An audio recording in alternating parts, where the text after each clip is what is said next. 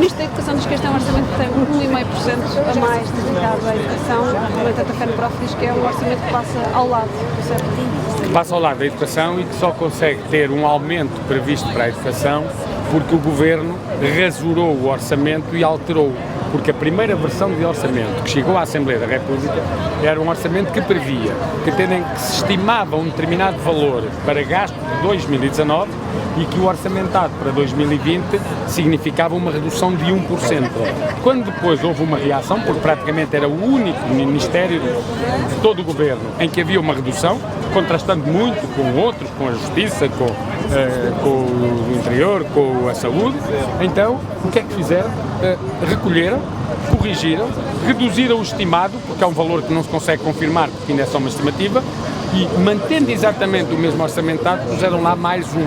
Portanto, foi um orçamento em que até tiveram de fazer batota para fazer parecer que havia um aumento. Na verdade não há, é um aumento de estagnação. Ainda que o aumento fosse de 1,5%, não é verdade, nós não esqueçamos que na última década o orçamento da educação teve uma quebra de 12% de financiamento público, números divulgados há dias pelo Conselho Nacional de Educação. Ora, 12% é uma verba brutal e, portanto, hoje há uma suborçamentação da educação em Portugal e por isso é que as escolas têm os problemas que têm e por isso é que os professores não veem os seus problemas de ordem socioprofissional, as suas condições de trabalho, os seus horários resolvidos.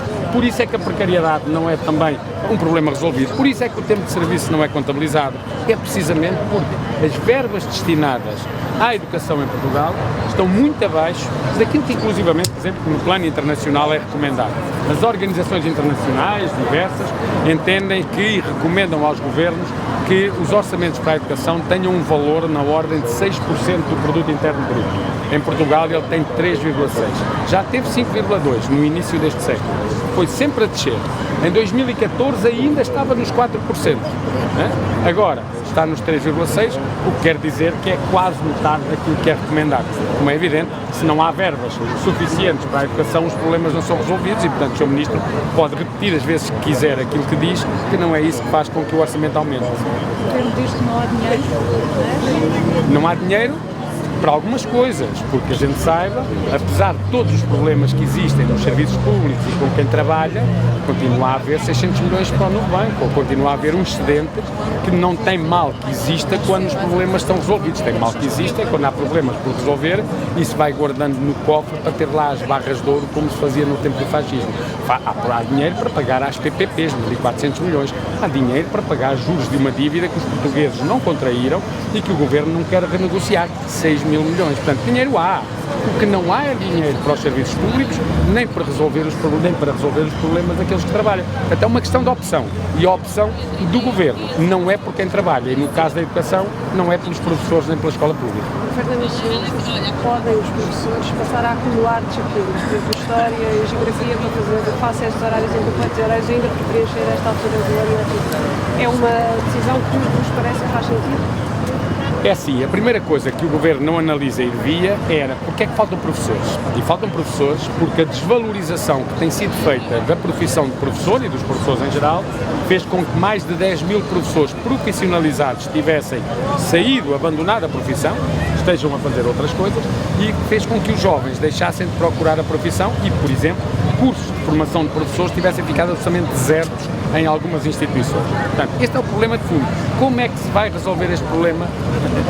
Não no imediato, porque formar um professor é no mínimo 4 anos, tem que ser tornando atrativa a carreira para poder de imediato chamar os que cá saíram e que já estão formados e nesses 4 anos poderem formar outros professores. Até porque nos próximos 4 anos, até 2023, próximos 3, se prevê que saiam 18 mil professores da profissão.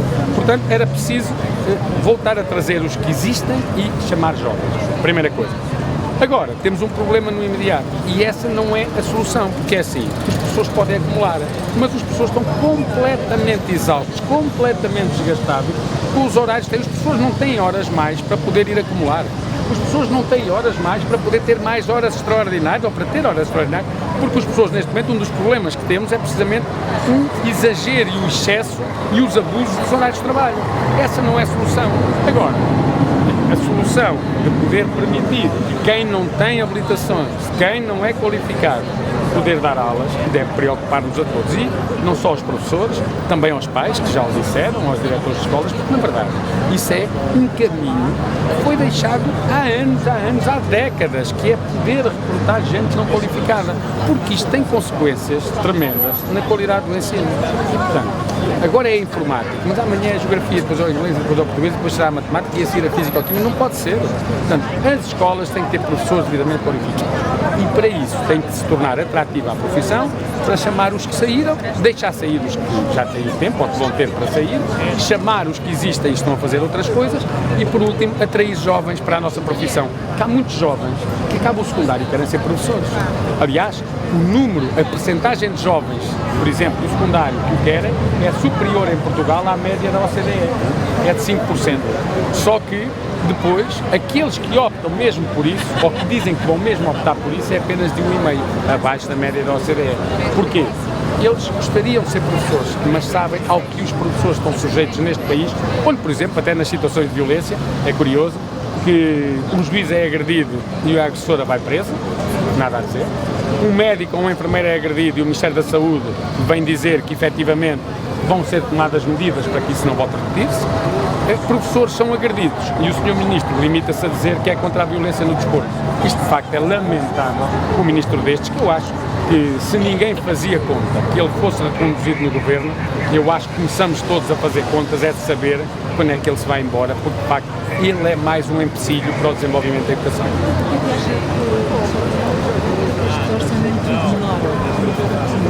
Ignora muita coisa. Olha, ignora, por exemplo, no caso dos professores, ignora que a carreira tem tempo por recuperar, ignora que a profissão está envelhecida e tem que ser tomadas medidas que permitam a saída das pessoas, ignora que ainda há uma taxa de precariedade imensa e por isso os professores que entraram este ano, que eram contratados, tinham 15 anos de serviço em média, quer dizer que muitos deles trabalhavam há mais de 20, ignora também que há horários de trabalho ilegais que têm que ser regularizados e que isso exige um reforço de pessoas das escolas, ignora que é preciso reduzir turmas adequadamente e, portanto, o número de alunos por turma não pode ter menos 1 ou menos 2, tem que ser tomadas medidas de significativa redução, ignora, por exemplo, que a gestão das escolas tem que ser uma gestão mais participada, portanto, ignora tudo isso, porque isso também tem que ter previsão orçamental, só não ignora aquilo que o Governo quer fazer, que é atirar as escolas para os braços das câmaras municipais, o que significa atirar as escolas, atirar os problemas, atirar a suborçamentação, atirar depois também, ou pelo menos permitir, ingerências